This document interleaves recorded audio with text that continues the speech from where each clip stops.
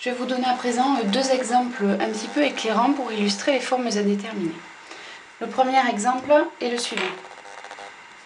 On prend une suite UN qui elle est définie par, on va prendre UN égale 1 sur n par exemple, pour tout n dans n. Pour tout n, pardon, supérieur ou égal à 1 dans n tout. Et puis on va prendre aussi une suite Vn qui elle est définie par Vn égale n carré. Pour tout n positif ou nul, on va la prendre supérieur ou égal à 1, peu importe. Bon, si on regarde la limite de un, c'est-à-dire la limite de 1 sur n lorsque n tend vers plus l'infini, on l'a appris dans la leçon, c'est 0. Maintenant, la limite de Vn, lorsque n tend vers plus l'infini, c'est égal à plus l'infini.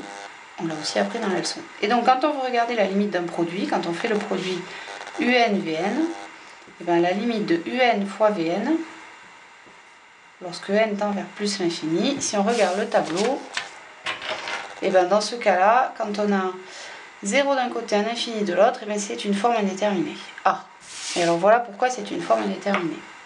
Donc a priori, on ne peut pas décider.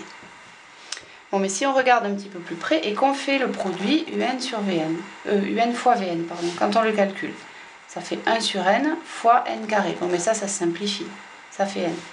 Et donc, dans ce cas, la limite de un fois vn, lorsque n tend vers plus l'infini, en fait, c'est la limite de n.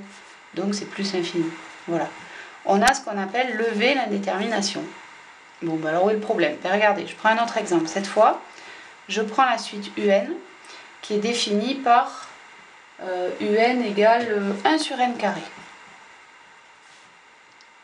Et puis la suite vn qui elle est définie par vn égale n. Donc tout ça pour n supérieur ou égal à 1. Et je me pose la question, quelle est la limite du produit un fois vn? Un fois vn, pardon. Alors toujours pareil, un a priori ça tend vers 0 lorsque n tend vers plus l'infini, on l'a appris dans la leçon. Vn, elle tend vers plus l'infini, et donc toujours pareil, on a une forme indéterminée. Et pourquoi on a une forme indéterminée encore? Parce que cette fois, vous allez voir que la limite, c'est pas forcément plus l'infini à tous les coups.